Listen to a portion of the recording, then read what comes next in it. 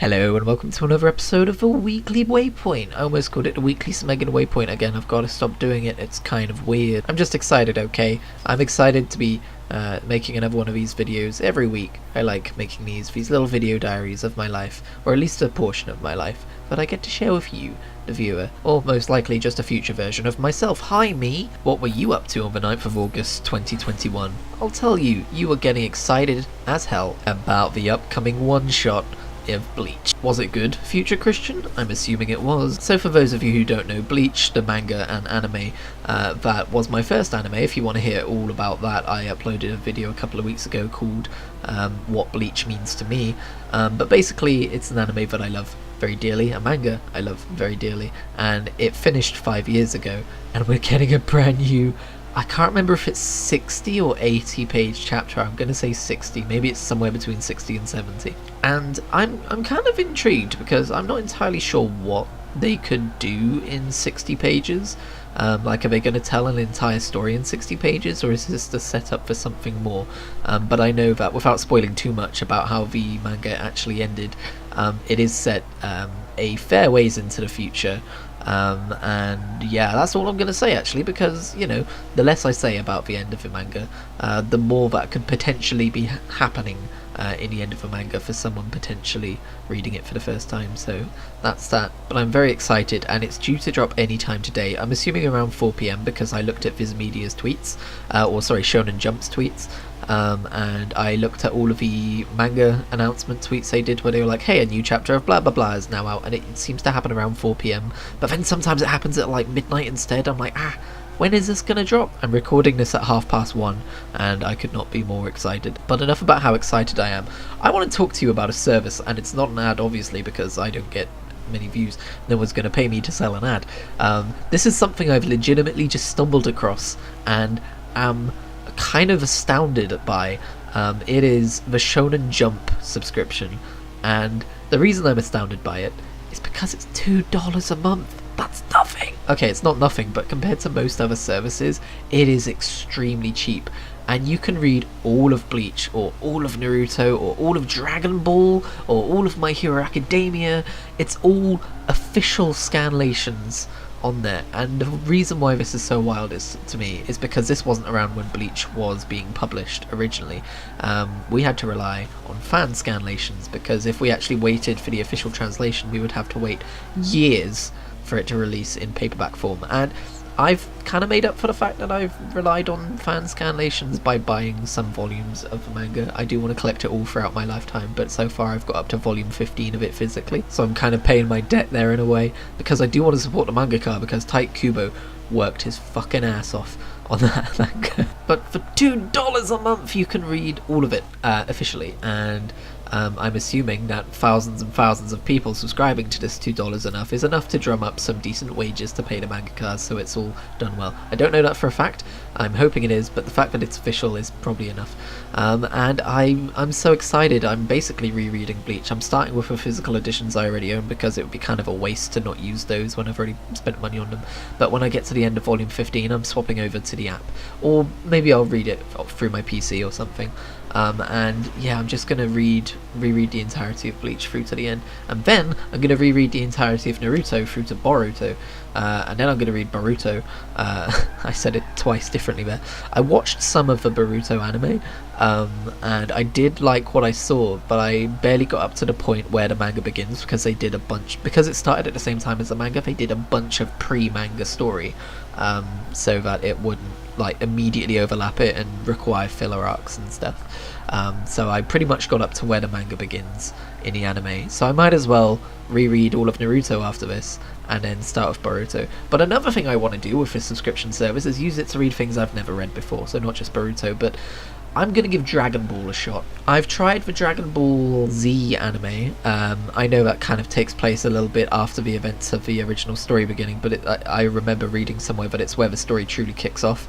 And I did like what I saw of it. I think I saw 4 or 5 episodes, but I didn't like, you know how it is with my attention span. Something else grabbed my attention. But with this, like, I want to read the manga version of it, maybe, and then I'll go watch the anime afterwards if I'm interested. I think that would be a cool way of doing it, because I know the anime has like some pacing issues Like, they remade entire sections of the anime because the original version of it had so many pacing issues. I've heard that. But yeah, basically, I fucking can't believe that this service exists as cheaply as it does, and I'm going to be reading lots of manga, thank you very much. The only thing that it doesn't have that I wish it would have is Pokemon.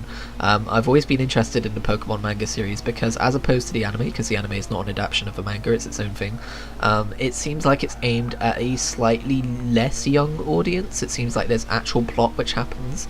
That's just the impression I get. I don't know that for sure, but I do want to read the Pokemon manga someday. But yeah, I've been rereading Bleach. I'm currently up to volume...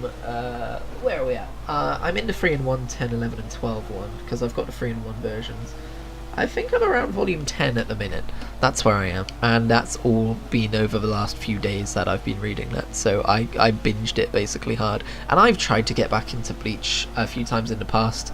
I've tried to start rewatching the anime from scratch, and I have, like, I mean, I bought these physical manga volumes and I've read through those before, but it's kind of fizzled out with the anime just because it takes so long to watch through and my attention span sucks, but with the manga just because that's all I owned. But with this, it's like, oh, the manga I can kind of start and stop at my own pace, so I'm not so deterred by the fact that I'm going to be sitting down to watch a 20-minute episode each time, you know? And the ability to go back and reread the entire manga, because first of all, I've never read the entire manga. I watched the anime up to the old Quiora fight, and then I read the manga from there, so there might be some small differences between before old Quiora that I don't know about. So it'll be fun to read the manga and see where the filler arcs change some stuff. Like, I'm curious to see how the Soul Society arc transitions into the Rancart arc without the Bount arc being stuck in the middle of it. I mean, I'm sure it's not going to be fascinating, but I'm going to be interested to experience that from a pacing standpoint, because I've never gone straight from Soul Society arc to the Rancart arc before, which is how it was intended, but that's not how I've ever seen it. And I'm really excited to reread the 1000 Year Blood War arc, the final arc of the manga, because I read that week to week as it was coming out, and I speculated with people on forums about what was going to happen week to week, and I read lots of opinions about what was going to happen between chapters and how it was being written week to week, and that is a very different experience to just reading it like as it's kind of intended to be read, which is chapter to chapter to chapter, you know. When you're reading stuff chapter to chapter without pausing in the middle to critique every single panel, I feel like you enjoy it more. I feel like while it's fun to be like, oh, I can't wait for the next chapter, and it is fun to talk to people about the chapter, I'm just super excited to read it at its intended kind of pacing. But also at the same time, I've forgotten so many things about the Blood War arc. Like, I saw a bunch of stuff on YouTube about it. Sorry, this entire video isn't going to be about Bleach, don't worry. I saw a bunch of stuff on YouTube about it where people colorized the manga and then did kind of like After Effects and panning and stuff, and they turned it into a YouTube video. And through watching those, I was remembering things that I completely forgot happened, which are major payoffs about the entire anime, like characters that have existed for hundreds of chapters. And I'm like, man, there's so much stuff I've forgotten.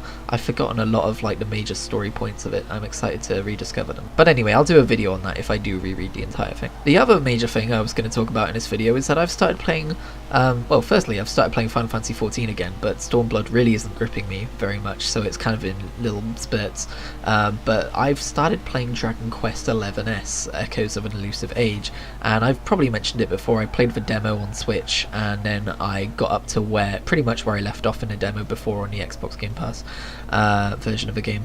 But now I'm diving in and I'm experiencing stuff that's completely new to me. That's stuff I've not done before in that game, and that is like a 100-hour game, I've heard, so there's still so much content ahead of me. I'm only about 10 hours in, but basically for anyone who's played that game, I'm at the place Gondolia, I think it's called, the place that's meant to be Venice. They threw a surprise boss fight at me, so my plan for today is to go and grind and get my levels up, because Dragon Quest IX threw a surprise boss fight at me once, and that's the furthest I ever got in that game because I got frustrated with it and gave up.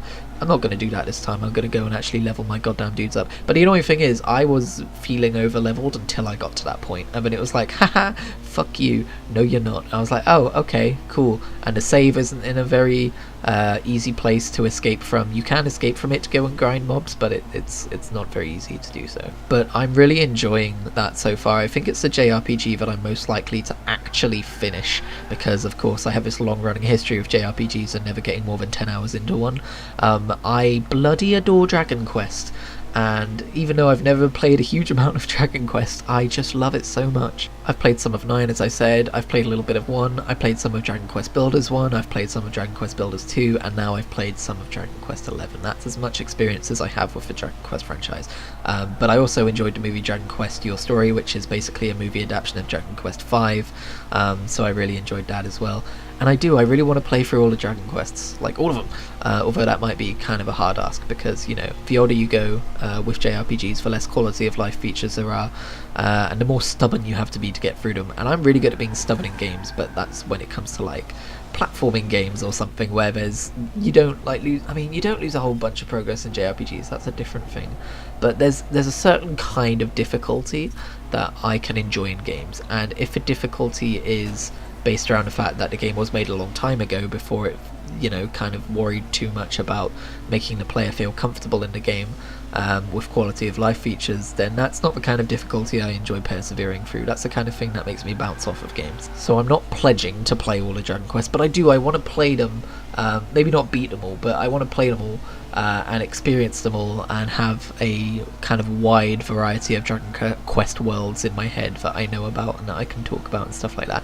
And to kind of like complement that idea, I recently discovered Tickington in Dragon Quest XI, which is literally a 2D area, a retro area, where you go and you get unlockables of areas from older games.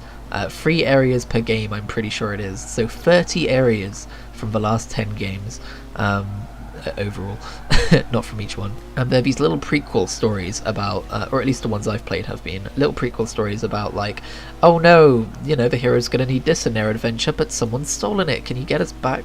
Can you get it back for us before the hero arrives? Stuff like that. And I've looked up pictures of areas of games that I've not played, and I've kind of compared them and be like, oh wow, you know. But the one that really got me is the first area for Dragon Quest IX is the observatory at the very start of the game, which is an area I obviously am familiar with. And oh my god, just walking around that area, as small as it is, as little as there is to do there, because you just pick up a quest from there, it made me want to go back and play Dragon Quest IX again, so I'm probably going to do that at some point. But anyway, that's enough Japanese-based discussion for one video. Thank you for watching.